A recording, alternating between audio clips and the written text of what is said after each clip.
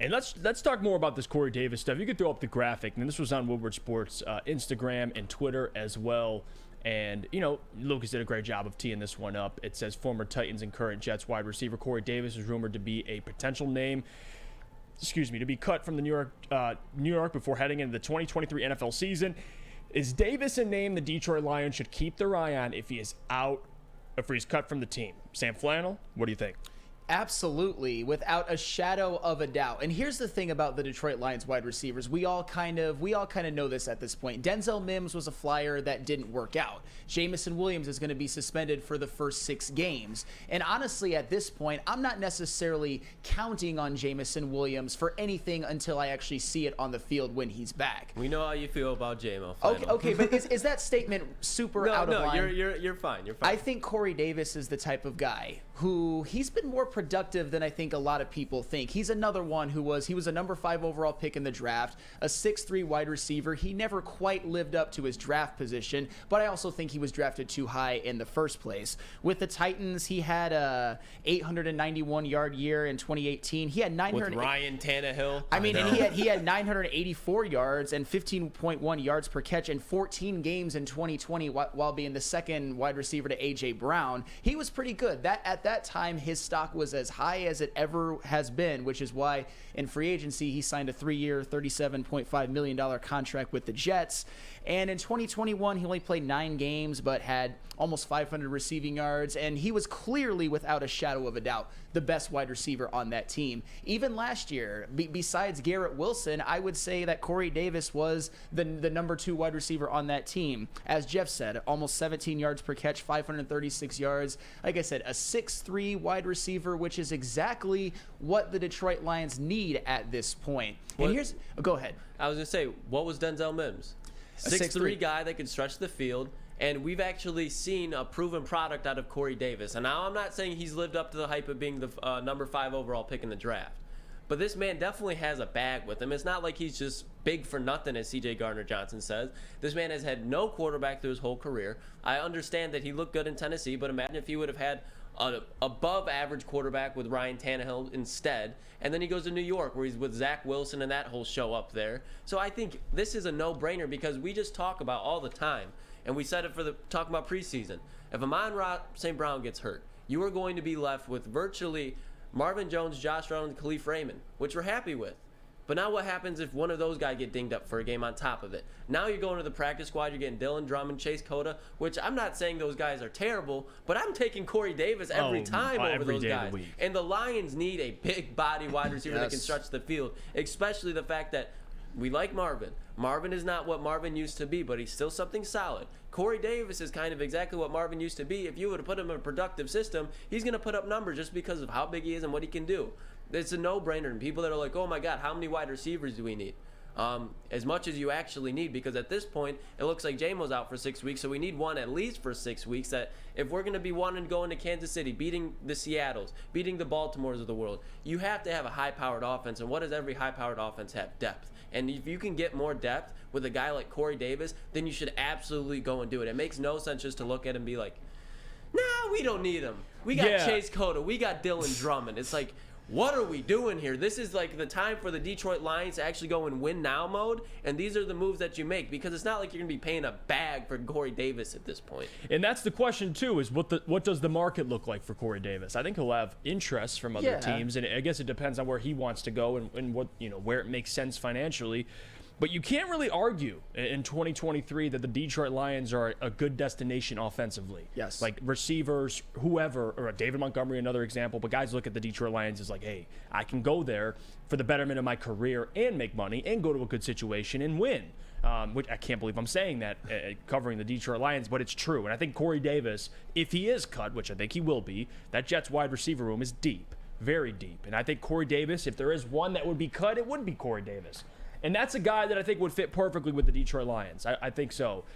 You look at who they have currently, and you mentioned it. If Amon-Ra goes down, I'm not okay. Like, I'm nervous. Just with that, and then imagine if one of the other guys goes down. And then you don't have J-Mo already, but if Amon-Ra goes down and you got to go out there with Khalif and Josh Reynolds, yeah, I'm nervous. Like that in Marvin Jones, which, again, it's not to say those guys are trash, but you don't have anybody that I would say you're confident in. No, That can there's no way consistently you're like, beat okay, man he'll coverage. pick up the slack. Khalif Raymond and Josh Reynolds have shown they could be solid, but they're not number ones, clearly. And Corey Davis, I'm not saying he's a number one, but he could fill some of that void, some of that production that Amon-Ra would leave if he were to get hurt. So I think it's perfect. Even with Amon-Ra on the field, Corey would be a great receiver to play the opposite field of him. Well, I think at his best, Corey Davis has proven that he is a very high-end number 2 wide receiver. I mean, I told you what he did in 2020 with opposite A.J. Brown when he was on pace for 1,000 yards, but he only played in 14 games. And even last year, I understand that Garrett Wilson was clearly the top dog, was clearly El Capitano, but when it came to production amongst wide receivers...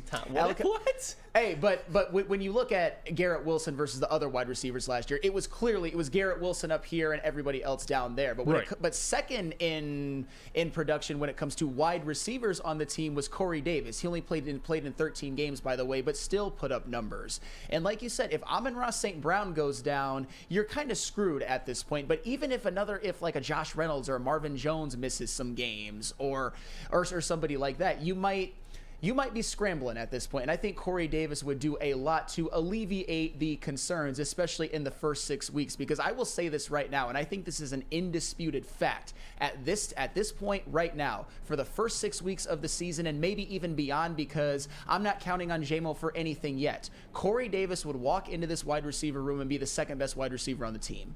At this point right now, I think this version of Corey Davis is better than this version of Marvin Jones, and I think Corey Davis is obviously a better wide receiver than Josh Reynolds, both at their ceilings and what they are right now. Corey Davis has actually proven that he is a damn good number 2 when he can be, and he's not as over the hill as a guy like Marvin Jones, who isn't over the hill, but he's way past the wrong side of 30. Yeah, and Funky makes a great point too. As always, he says if they want Davis, they're going to need to trade for him before he gets waived. He won't fall far enough down the waiver wire, which I think is probably the most likely scenario. If he's waived, there'll be a team that wants a Corey Davis.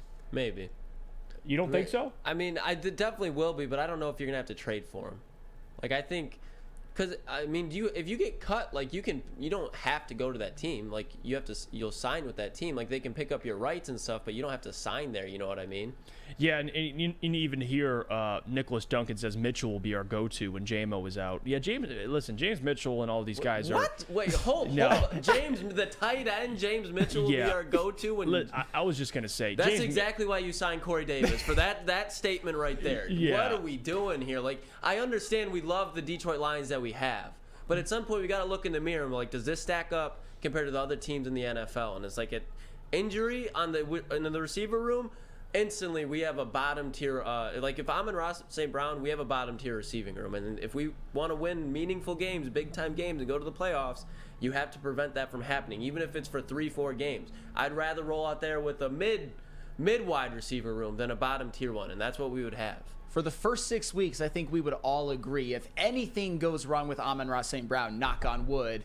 Without Amon-Ra St. Brown, without Jamison Williams, if any of those things happen for the first 6 weeks, obviously Jamison Williams definitely will. It's one of the worst wide receiver cores in the NFL as currently constructed. Mm-hmm. And I'm not saying that Corey Davis would make it a top tier one without Amon-Ra St. Brown, but even with Amon-Ra, like I said, there's your number 2 wide receiver. There's your big body wide receiver that you need in place of DJ Chark. And he's a good blocker, too. Yes, he is. Yeah, there's things, and I saw a comment too, like if he gets cut from New York, it's concerning because they have Rodgers. I wouldn't say that. I would say that there's a ton of talent in that wide receiver room, and there's guys that I don't think they will cut, like a Randall Cobb.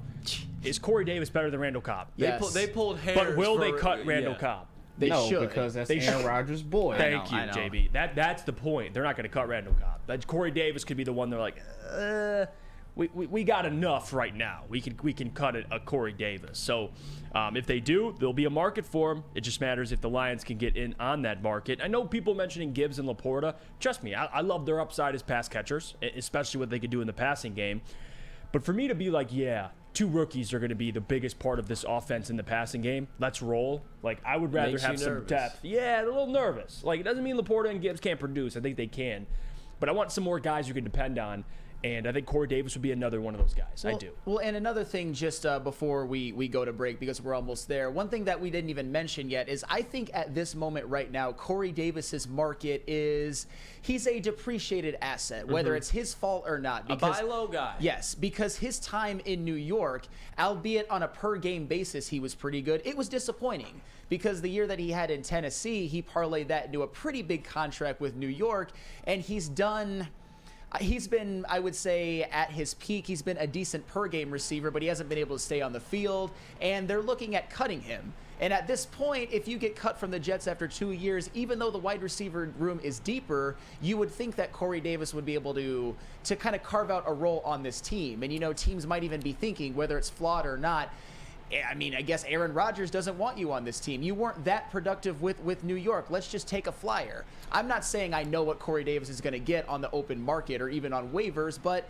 it's not peak Corey Davis value. And the peak Corey Davis contract was 3 years, $37.5 million. He would definitely take less than $10 million a year, probably far less. Yeah, especially if you're going to a team that he thinks he can win with and be a part of. So I guess it just depends. Overall, we all share the same opinion. The Lions have to add more depth in that wide receiver room. It just matters on who it is. And we'll see as more cuts happen as the season gets closer.